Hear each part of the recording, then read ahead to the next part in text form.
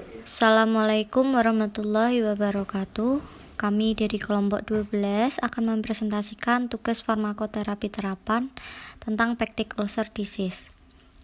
Kelompok kami terdiri dari Nur Fitriani, Anggraini Tri, dan Niki Intan Leria.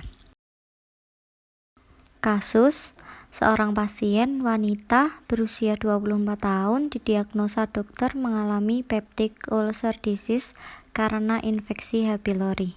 Dokter meresepkan omeprazol 20 mg kapsul sejumlah 28 diminum 2 kali sehari 1 kapsul. Kemudian ada clarithromycin 500 mg tablet sebanyak 28 tablet diminum 2 kali sehari 1 tablet, dan amoxicillin 500 mg kapsul sejumlah 56 2 kali sehari 2 kapsul. Pada saat menembus resep, pasien mengatakan bahwa dia alergi terhadap amoxicillin. Peptic ulcer disease atau biasa disingkat PUD adalah salah satu penyakit yang paling umum yang mempengaruhi saluran gastrointestinal atau GI. Hal ini menyebabkan cedera inflamasi di mukosa lambung atau duodenum karena ulkus lebih besar, yaitu lebih dari atau sama dengan 5 mm dan meluas lebih dalam ke mukosa muscularis. Penyebabnya ada 3, 1 infeksi Helicobacter pylori, 2 NSAID, 3 kerusakan mukosa yang disebabkan oleh stres. Jadi saya akan melanjutkan presentasi dari teman saya. Jadi ulcus pepticum adalah defek pada mukosa lambung dan duodenum. Dalam kondisi normal ada keseimbangan fisiologis antara agresif dan faktor-faktor pelindung atau pertahanan mukosa. Asam lambung disekresikan oleh sel paretal yang mengandung reseptor untuk histamin, gastrin, dan asetylkolin. Nah, sel-sel epitel mensekresi lendir dan bikarbonat untuk pertahanan serta aliran darah di mukosa untuk melindungi mukosa gastroduodenal dari zat endogen dan eksogen berbahaya. Produksi prostaglandin endogen memiliki peran perlindungan yang juga penting karena meningkatkan produksi bikarbonat dan lapisan mukosa. Cedera mukosa dan ulcus pepticum terjadi ketika keseimbangan antara faktor agresif dan mekanisme pertahanan terganggu. Faktor-faktor agresif seperti obat antiinflamasi non-steroid atau NSAID, infeksi H. pylori, alkohol, garam empedu, asam, dan pepsin dapat mengubah pertahanan mukosa.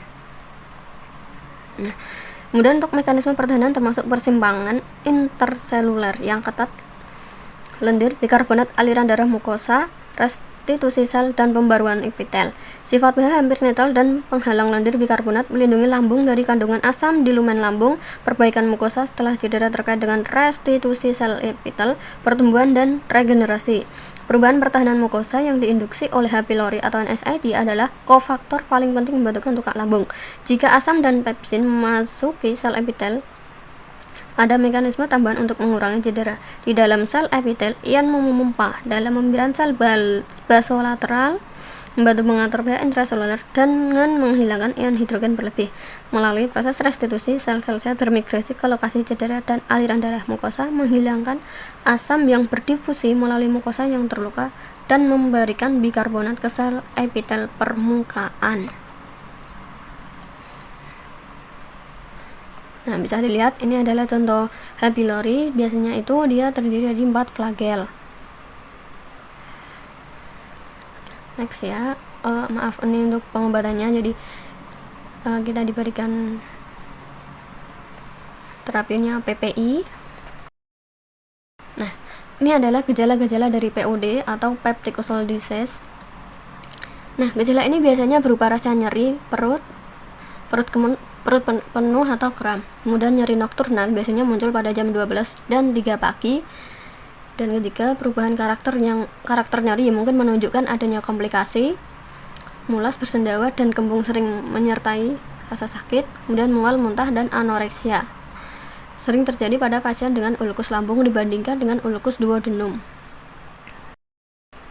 Nah, ini untuk tujuan dan sasaran terapinya. Untuk tujuannya itu ada 2, jadi pada pasien H. pylori positif dan pasien dengan ulkus yang diinduksi NSAID. Untuk pasien H. pylori positif, itu memberantas H. pylori, menyembuhkan MAH, dan menyembuhkan penyakit, serta mengurangi resiko kekambuhan bagi sebagian besar pasien. Untuk pasien dengan ulkus yang diinduksi NSAID, dia itu menyembuhkan tukak secepat mungkin. Pasien yang berisiko tinggi harus menerima terapi koprofilaksis atau dialihkan ke COX-2 selektif penghambat NSAID bila memungkinkan untuk mengurangi resiko MAH dan komplikasi. Kemudian untuk sasaran terapi. Sasaran terapi itu untuk menghilangkan nyeri tukak, mengobati tukak, mencegah kekambuhan, mengurangi komplikasi yang berkaitan dengan tukak. Baik, saya Niki. Saya akan melanjutkan presentasi tentang konsep tata laksana terapi penyakit peptic ulcer karena infeksi H. pylori. Terapi dari peptic ulcer ada dua, yaitu non-farmakologi dan farmakologi. Yang pertama yaitu terapi non-farmakologi. Ini dapat dilakukan oleh pasien PUD dengan cara menghilangkan atau mengurangi stres fisiologi, kemudian menghentikan konsumsi rokok dan alkohol, serta jika dimungkinkan bisa dilakukan penggantian terapi NSAID dengan analgetik yang cenderung lebih aman untuk lambung seperti paracetamol atau analgesik penghambat selektif enzim COX-2. Kemudian walaupun tidak ada diet khusus untuk mencegah penyakit peptic ulkus, tetapi pasien harus diberikan edukasi untuk menghindari makanan dan minuman yang dapat memicu dispepsia atau memperburuk gejala peptic ulkus. Yang selanjutnya ini terapi farmakologi. Ini untuk algoritmanya kami ambil dari Dipiro. Untuk pasien yang menunjukkan gejala ulkus ini ada dua, namun yang kami ambil pada kasus ini yaitu untuk pasien yang terinfeksi H. pylori, kemudian dia tidak ada gejala. Gejala yang dimaksud yaitu gejala seperti pendarahan, anemia, dan kehilangan berat badan. Untuk pasien yang dispepsia tanpa gejala, dilihat dulu pasien menggunakan NSAID atau tidak. Pada kasus ini pasien tidak menggunakan NSAID dan didiagnosa peptic ulcer karena infeksi H. pylori. Kemudian diberikan terapi dasar regimen eradikasi untuk H. pylori yaitu omeprazol ditambah clarithromycin ditambah amoxicillin atau metronidazol. Kemudian nanti dilihat tanda atau gejalanya selama 1-2 minggu setelah terapi. Jika pasien tidak ada tanda atau gejala, maka tidak ada terapi lanjutan. Namun jika pasien ada gejala atau tanda, nanti dipertimbangkan penggunaan NSAID. Dilihat apakah pasien resisten antibiotik atau tidak. Jika iya, maka nanti diberikan antibiotik lain atau dinaikkan dosisnya. Dan dilihat kepatuhan pasien dalam penggunaan obat dan adakah diagnosis lain pada pasien. Untuk selanjutnya akan ada video wawancara pembuka dengan pasien ketika menerima resep untuk menggali informasi tentang penyakit pasien. Kak, permisi, saya mau menebus resep ini. Oh iya Kak, selamat pagi. Sebelumnya perkenalkan saya Anggreni Triniarti, apoteker di apotek ini. Maaf, ini dengan kakak siapa ya? Boleh saya lihat resepnya terlebih dahulu? Oh iya, pagi juga Kak, saya dengan Sinta. Ini resepnya. Sebentar ya Kak ya, saya lihat resepnya terlebih dahulu. Apakah benar ini dengan kakak Sinta, umur 24 tahun, alamat di Jalan Menoreh Tengah? Apakah benar kakak? Ya, iya kak. Boleh saya minta waktu kakak sebentar?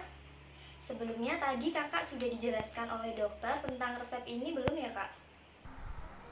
Gimana Kak? Apa ada yang salah? Tadi tuh saya tuh dari dokter. Katanya tuh ada infeksi di lambung saya. Tapi saya tidak tahu itu infeksinya apa. Oh, tidak ada yang salah kak. Sebelumnya tadi kakak merasa gejala apa ya sebelum diperiksa? Saya kan anak kos Kak. Jadi tuh kalau makan tuh suka sembarangan. Biasanya tuh saya itu menikmat makanan pedas. Dia suka ngopi juga. Jadi makannya ada aturan. Oh iya kak, apakah kakak ada alergi obat? Ada kak, waktu itu aku pernah minum amoxicillin terus gatal-gatal. Kenapa ya kak? Oh, kakak ini ada alergi amoxicillin ya. Sebentar, nanti Sebentar, saya konfirmasi dulu ke dokter. Soalnya di resep kakak ini ada obat amoksilinnya. Oh iya, saya waktu itu lupa bilang sama dokternya. Ditunggu dulu ya, Kak. Iya kak. Baik, sebelumnya perkenalkan saya Anggra ini akan melanjutkan dari presentasi sebelumnya. Di sini terdapat DRP pada kasus ini, yaitu pasien mendapat resep dari dokter berupa obat amoksisilin, tetapi pasien alergi dengan amoksisilin. Dan solusi dari apoteker sendiri adalah menyarankan penggantian antibiotik amoksisilin dengan metronidazol kepada dokter. Selamat pagi, maaf sebelumnya, apa benar ini dengan dokter Gendis?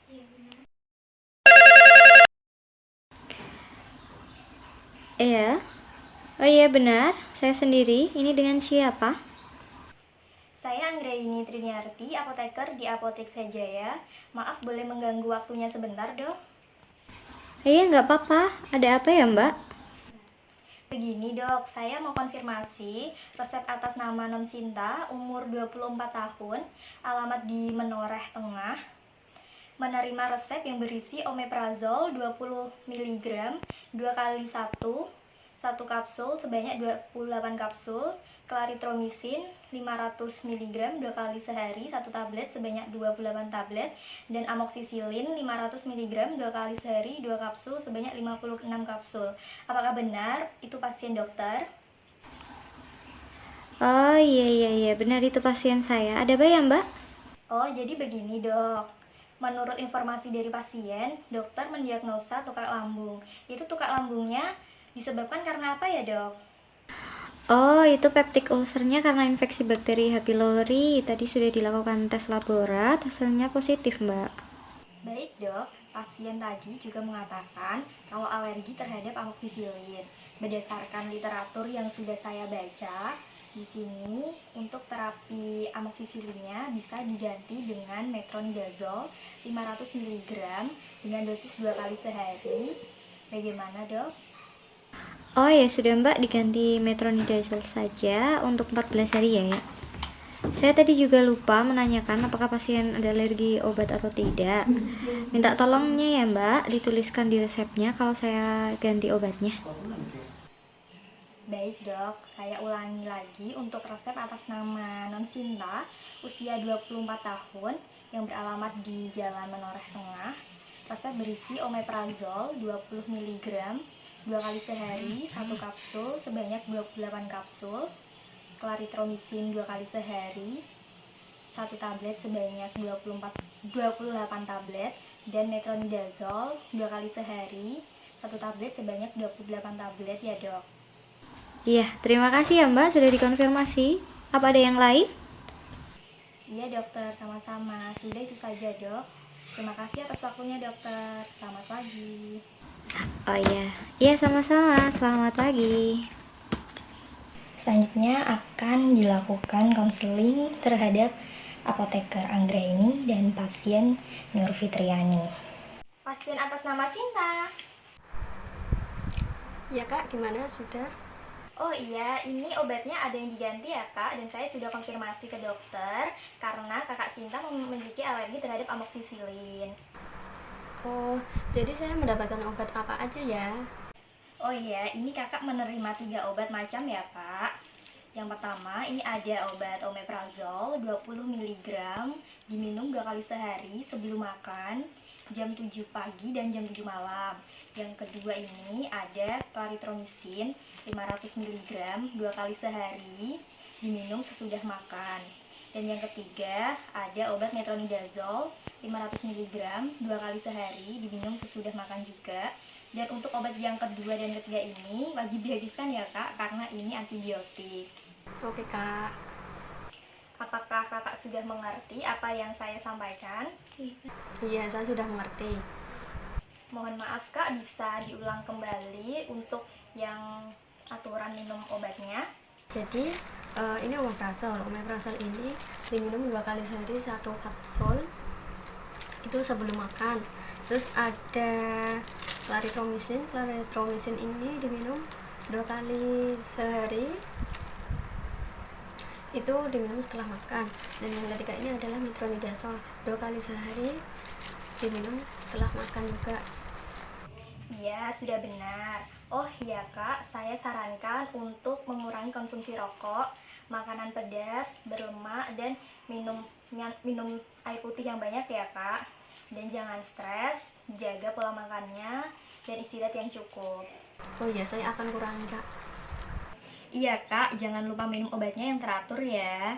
Apa ada yang mau ditanyakan? Oh iya, terus itu untuk untuk hisapnya ini udah tercover kan ya sama BPJS? Iya Kak, sudah ditanggung oleh BPJS ya Kak. Oh ya Kak, jangan lupa untuk konsul ke dokter setelah obatnya habis atau jika ada keluhan yang timbul kembali. Oh iya Kak, terima kasih juga buat saran-sarannya. Iya, sama-sama. Semoga lekas sembuh Kakak. Untuk mekanisme obatnya sendiri, yaitu ada 3 macam obat. Yang pertama, ada omeprazol, yaitu bekerja menekan sekresi asam lambung dengan menghambat aktivitas transporter H+ atau K+ ATPase pada permukaan kelenjar sel parental gastrik. Obat yang kedua yaitu ada clarithromycin, yaitu bakteriostatik golongan makrolida yang bekerja dengan cara mengikat subunit 50S dari ribosom bakteri sehingga menghambat translasi mRNA. Yang ketiga ada obat metronidazole, yaitu menghambat sintesis asam nukleat dengan mengacaukan DNA dan menyebabkan kerusakan untai amibisidal, bakterisidal, dan trichomonasidal. Untuk edukasi yang diberikan pada pasien untuk mencegah kekambuhan penyakit pasien yaitu ada yang pertama, untuk menghindari makanan yang pedas, minuman yang mengandung kafein seperti kopi dan teh, dan alkohol yang dapat memicu dispepsia atau memperburuk gejala peptic ulkus. Yang kedua, ada memberikan edukasi untuk perubahan gaya hidup yang dapat dilakukan meliputi pengurangan stres fisiologis. Yang ketiga, memberikan edukasi untuk menghindari penggunaan rokok karena dapat menyebabkan kegagalan penyembuhan peptic ulcer disease. Yang keempat, memberikan edukasi untuk rajin kontrol ke pelayanan kesehatan terdekat bila keluhan timbul kembali. Terima kasih sebelumnya, maaf jika ada salah kata dari kami. Wassalamualaikum warahmatullahi wabarakatuh.